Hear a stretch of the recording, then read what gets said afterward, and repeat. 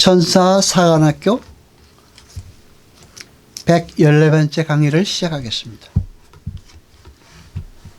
여러분, 현재 우리 모두의 교회는 개혁주의적 신학관을 가지고 있습니다. 개혁주의적 신학관을 가진 교회의 근본 교리를 개혁주의 5대 강령이라고 말합니다. 개혁주의의 5대 강령은 다음과 같습니다. 첫째는 전적인 타락, 둘째는 무조건적인 선택, 셋째는 제한적 속죄, 넷째는 불가항력적 은혜, 다섯째는 성도의 견인, 이렇게 5가지입니다. 여러분, 이 개혁주의의 5대 강령은 대단히 중요합니다. 맨 처음 나오는 것이 전적인 타락입니다. 이 말은 모든 인간은 아담 안에서 전적으로 타락했다는 것입니다. 여기에서 전적인 타락은 정도를 나타내는 것이 아니라 범위를 나타내는 것입니다. 그러니까 전 범위에 걸쳐서 타락을 했다는 것입니다. 그러므로 타락한 상태에서 인간층에서의 모든 행위는 자신의 구원에 관해서는 아무런 도움도 되지 않는 것입니다. 그래서 하나님께서 직접 이 땅에 오셔서 복음을 가르치셨는데 이해하는 사람이 한 사람도 없었습니다. 그것은 인간이 전적으로 타락했기 때문입니다. 여러분, 하나님께서 주신 율법은 하나님께로 갈 수 있는 하나의 지침입니다. 그대로 살기만 한다면 인간은 하나님께로 갈 수 있는 것입니다. 그러나 인간은 그 지침을 보고 하나님께로 갈 수 있는 능력이 없었습니다. 그래서 하나님은 하나님께로 올 수 있는 다리를 주셨는데 그것이 바로 예수 그리스도의 십자가인 것입니다. 그래서 죄인들은 그 십자가를 딛고서 하나님께로 갈 수 있게 된 것입니다. 요한복음 1장 5절을 보겠습니다. 빛이 어둠에 비치되 어둠이 깨닫지 못하니라. 아멘. 여기서도 분명히 예수님이 이 땅에 오셨는데 알아보지도 못하고 영접하지도 못했다고 기록되어 있습니다. 그렇게 모든 사람들이 알아보지도 못하고 영접하지도 하지 않았는데 그분을 알아보고 영접하는 사람이 나타났다는 것입니다. 그런 자들은 혈통으로나 육적으로나 사람의 뜻으로 영접할 수 있게 된 것이 아닙니다. 하느님으로부터 난 자들만 주님을 영접하더라는 것입니다. 그리고 성경은 그것을 은혜로 인함이다 라고 기록하고 있습니다. 그 은혜가 불가항력적 은혜인 것입니다. 하나님은 천지를 창조하시기 전에 이미 그분의 백성들을 그분의 계획 속에서 선택하셨고 그들을 하나님의 생명책에 기록하여 놓으셨습니다. 그리고 그들을 백성으로 영원히 타락할 수 없는 하나님 나라의 완성을 위해서 천지를 창조하시고 하나님의 책정을 역사 속에 나타내신 것입니다.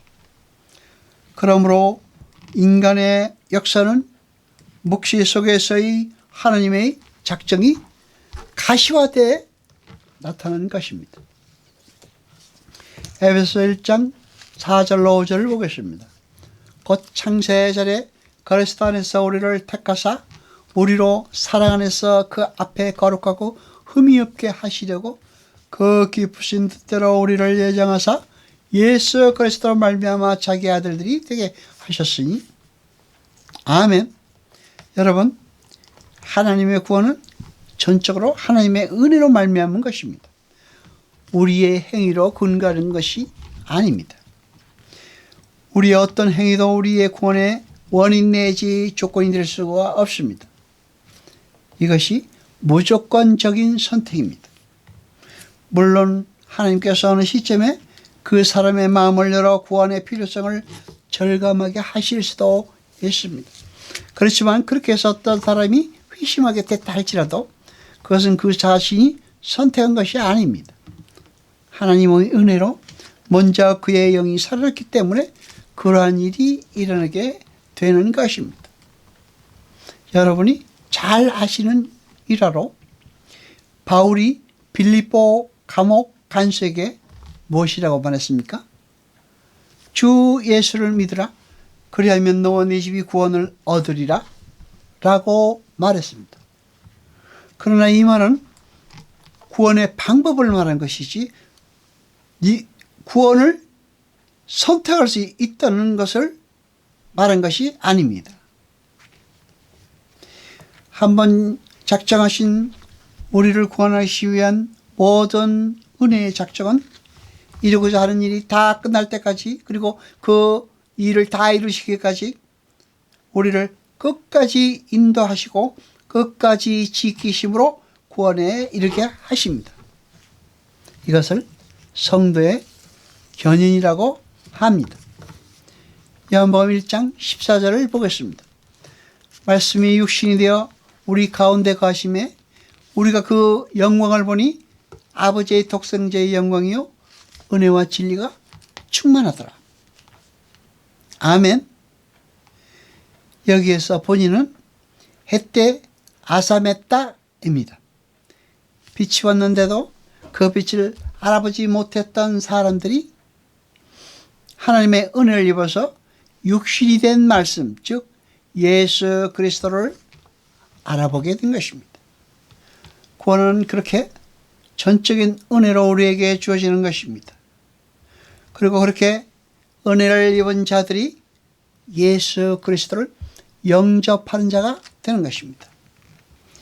빛이 나타났지만은 하나님의 선택하신 자만 그 빛을 보았습니다. 모두가 하나님의 빛을 볼 수 있는 것이 아닙니다.